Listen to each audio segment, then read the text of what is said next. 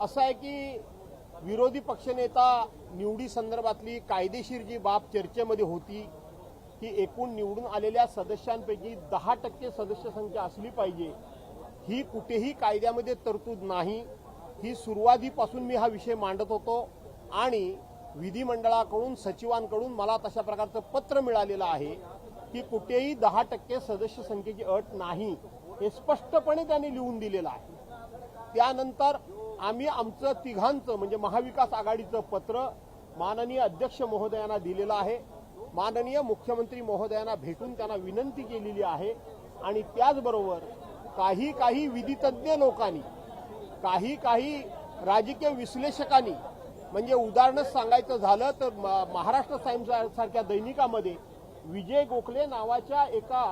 त्या ठिकाणी कायदे तज्ज्ञानं, विजय गोखले नावाच्या माणसानं हे स्पष्टपणे लिखाण केलेलं आहे महाराष्ट्र टाइम्समध्ये की भास्कर रावांना जे पत्र सचिवांनी दिलं तेच बरोबर आहे आणि 1955चा, 1977चा आणि 2006चा या संदर्भामध्ये पार्लमेंटमध्ये झालेली चर्चा, प्रत्यक्षपणे नियम, कायदे आणि ज्या पूर्वीचे दादासाहेब मावळणकर म्हणून जे होते आपल्या लोकसभेचे पहिले अध्यक्ष, त्यांनी दिलेल्या एका निर्णयाचा रेफरन्स दिला जातो, त्याची सुद्धा खुलासेवार त्यांनी या ठिकाणी माहिती दिलेली आहे आणि त्या सगळ्याचा अर्थ असा आहे की शेवटी विरोधी पक्षनेतेपद द्यायला सरकारला आणि अध्यक्षांना मला कुठल्याही प्रकारची अडचण नाही, हे स्पष्ट झालंय। आणि मी पहिल्या दिवशी सांगितलंय की माननीय देवेंद्र फडणवीस राज्याचे मुख्यमंत्री म्हणून संसदीय कार्यप्रणालीला महत्त्व देणार आहेत असं मी मानतो। लोकशाहीमध्ये छोटे की मोठे गट,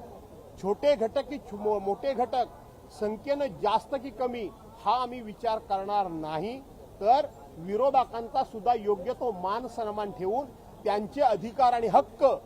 आम्ही शाबूत ठेवू असं देवेंद्र फडणवीसांनी सांगितलेलं आहे। त्यामुळं विधिमंडळाचं अधिवेशन संपण्याकरता 6 दिवस जरी शिल्लक असले